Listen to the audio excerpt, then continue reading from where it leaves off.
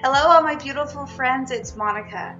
First off, I wanted to say thank you so much from the bottom of my heart for all the love and compassion that you are showing towards my family and I. I appreciate everything, all the messages and the kind things that are being shown towards us as we go through this transition in our life. And the thought that occurred to me today, and I felt really prompted to make this video, because before there was ever a Monica and Dave, there was a Monica. And that's the point, and that's the message that I would love to share with you today. So my intention is that you hope that I'm coming from the heart, I'm coming from my experiences. I love books, I love learning, I'm inquisitive. But there's experiences that happen in our life that sometimes we can't understand, we can't get from reading in a book.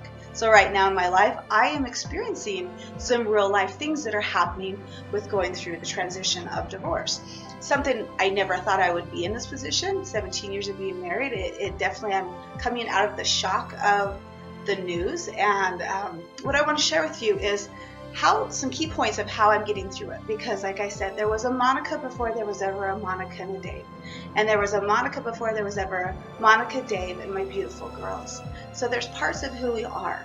And to me, myself, Monica, getting to know who I am and loving who I am is literally like the core foundation. Number one, I'm very connected to my higher power. I believe in a Heavenly Father that is always there for me, that has provided a beautiful plan that I don't have to do things alone. I don't do anything alone. And especially right now in my life, like when there's the good and the bad, people say good and bad, well, God's always there for me, always. And I ask. It's because I ask and I receive that love. So for me, the point is getting to know Monica. Monica's who she is, all the quirks and the cool things, who I am as a daughter of God, who I am as a mother, who I am as a person, as a mentor, as a teacher, all the things that incorporate who Monica is. Getting to know who I am has taken time. I didn't just show up today waking up going, I know who I am. Literally, it's been 37 years of a journey of discovery of who Monica is. And it keeps growing. And I keep learning. I'm an awareness to go, oh my gosh, that's something cool that I didn't realize about myself. And what it requires is time with yourself. Seriously, being with yourself. This took me years to understand because I didn't want to be with myself. But there were some things that I didn't like about myself, and I would nitpick, and self-image. And when you're in a relationship with somebody that necessarily doesn't want to be with you, it magnifies all those insecurities. And so for me, it's taken the time to take time to be with myself. Not because I have to, but because I want to. I want to know who I am and what I'm designed for, and to feel that peace and that love that only God can provide. And so for me, the key is to get to know who you are. No matter what you're going through, I know some women have really reached out to me, and I feel for you.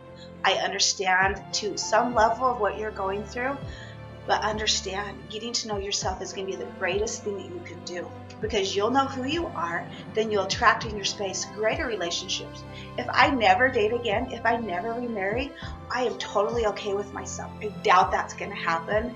Thank you for the offers, but I'm not dating right now. I appreciate it, very kind, but I'm in a place where I'm healing, and I need to move forward in the pace that I'm going to move forward. Who wants a rebound anyways? Seriously. I'm like, if there's somebody that's attracting that into your space, it's not for me. If you knew me at all, I would not attract that into my space.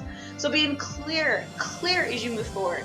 What are your rules and what you set up with your relationships? What do you believe with yourself? Like what beliefs are you running in your mind about how lovable you are?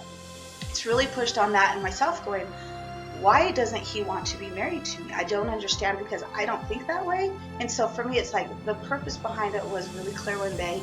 You're not to understand. I am asking you to love him, and that I am doing. I may never understand. Because I honor marriage, and I honor commitments, and I understand relationships. So I get to practice not only reading about loving, but experiencing loving.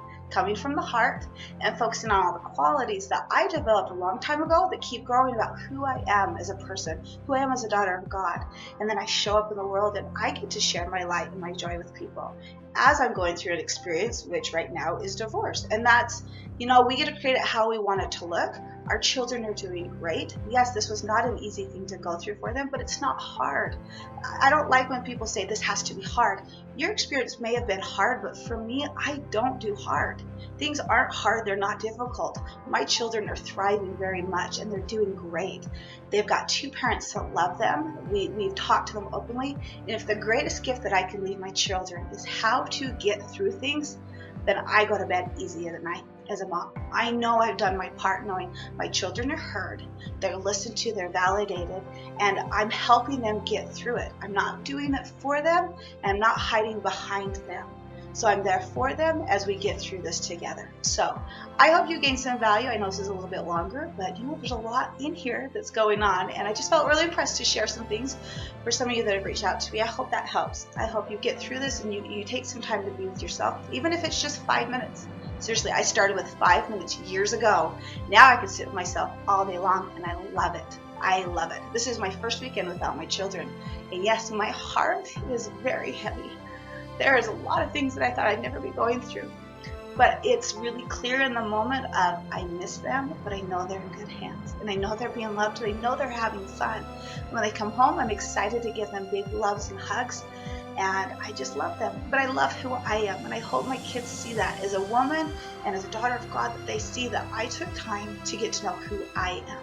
And it does take time, and it's not hard. It's just taking time to be with yourself, looking at the cool qualities you have, not focusing on the bad. I really believe that if we focus on the good, it will grow. But if we focus on that negative, yeah, that will grow too. And I choose not to focus on that. So I love who you are, and I hope you guys are doing great. Just remember, you're designed for greatness. You're designed for great things. Discover that greatness. Have some time to be with yourself. And remember, somebody's out there cheering you on and rooting for you. And it's me. It's always me. I love who you are, no matter what state you're in.